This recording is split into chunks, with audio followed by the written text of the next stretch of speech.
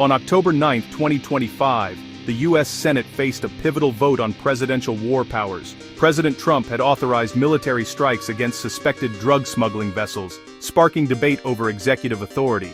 Lawmakers questioned whether the president could order such actions without explicit congressional approval, citing the Constitution's grant of war powers to Congress. The Senate considered a resolution to limit Trump's authority, but it was narrowly defeated, 51-48.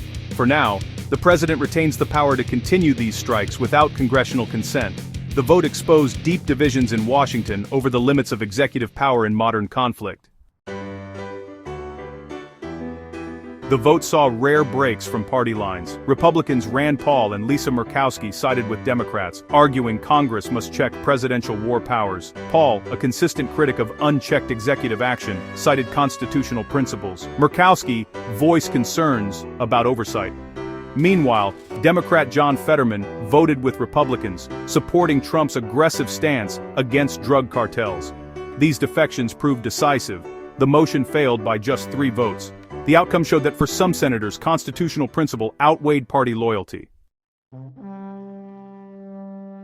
At the heart of the debate was the Constitution's separation of powers, a foundational principle designed to prevent any one branch of government from becoming too powerful. This system of checks and balances has guided American governance for centuries, shaping how decisions about war and peace are made.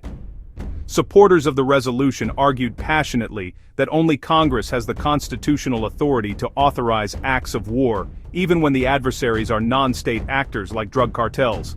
They emphasized that the framers intended for the people's representatives to debate and decide on matters of military force, ensuring accountability and transparency. These advocates warned that unchecked executive action could lead to endless conflict, with presidents deploying military force without meaningful public debate or oversight. They feared that bypassing Congress would erode democratic norms and set a dangerous precedent for future administrations. On the other hand, opponents of the resolution insisted that the president must have the flexibility to respond quickly to emerging threats. They described drug cartels as narco-terrorists, who operate with speed and unpredictability, arguing that military force may be necessary to protect American lives and interests. These critics contended that modern threats demand swift, decisive action, not the delays and gridlock that can come with lengthy congressional deliberations. In their view, national security could be compromised if the president's hands are tied by procedural hurdles. Ultimately, the vote in Congress reflected a fundamental clash between the constitutional process envisioned by the founders and the complex realities of 21st century security challenges, where threats can emerge and escalate rapidly. Senator Todd Young, for example, expressed concern that restricting the president's authority could unintentionally endanger U.S. forces stationed abroad, highlighting the difficult balance between safeguarding democracy and ensuring national security in a rapidly changing world. The Trump administration defended the strikes as vital to national security, branding drug cartels as narco-terrorists. This label was not just a rhetorical flourish, it was a deliberate strategy to reframe the fight against drug trafficking as part of the broader war on terror.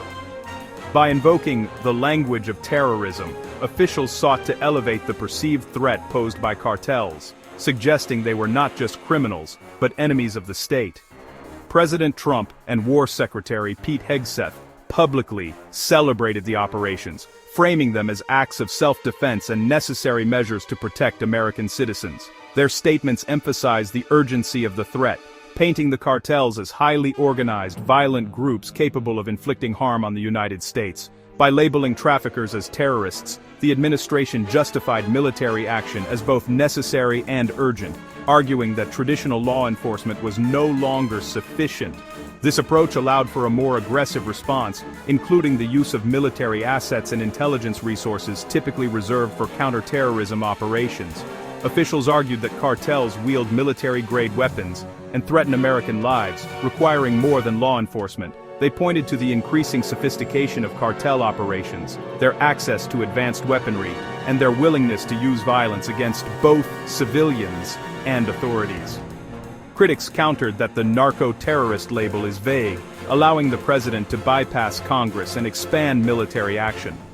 They argued that such a broad definition could set a precedent for future administrations to use military force without proper oversight or clear legal justification. They warned of dangerous precedents and questioned the reliability of intelligence behind the strikes. Some experts cautioned that acting on incomplete or politicized intelligence could lead to unintended consequences, escalating violence without addressing the root causes of the drug trade. The debate centers on who defines threats and who decides when to use force. As the administration pushed its narrative, lawmakers and the public grappled with the implications of expanding military power in the name of national security. The Senate's decision sets a powerful precedent, expanding executive authority in military matters. This moment marks a significant turning point in how the United States approaches its national security, granting the president broader powers to act swiftly and decisively in times of perceived threat. The implications of this vote will echo for years to come, shaping the boundaries of presidential power and the nation's approach to conflict. Future presidents may now cite this vote to justify unilateral action against non-state actors. This sets a new standard for executive action, allowing the commander-in-chief to bypass traditional checks and balances in the name of national security. The precedent could be invoked in a range of scenarios, from counterterrorism operations to interventions in global hotspots, fundamentally altering the balance of power between the branches of government. The policy shift militarizes the war on drugs, moving it beyond law enforcement into open conflict. Military resources and strategies are now being deployed in areas once reserved for police and federal agencies, blurring the lines between domestic security and acts of war. This escalation raises concerns about oversight, accountability, and the potential for unintended consequences both at home and abroad. The vote weakens congressional checks on war powers, raising questions about the effectiveness of the war powers resolution. As lawmakers debate the limits of executive authority, some warn that Congress is ceding too much control, undermining its constitutional role in authorizing the use of force. The struggle to maintain a balance between security and democratic oversight becomes even more urgent in this new era. The narrow margin shows many senators remain uneasy with unchecked presidential power. The close vote reflects deep divisions within the Senate, as lawmakers grapple with the risks and responsibilities of expanding executive authority.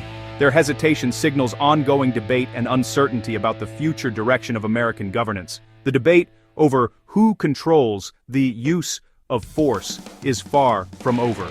As new challenges arise, the question of who holds the ultimate authority to send American forces into harm's way will continue to spark controversy and demand careful scrutiny.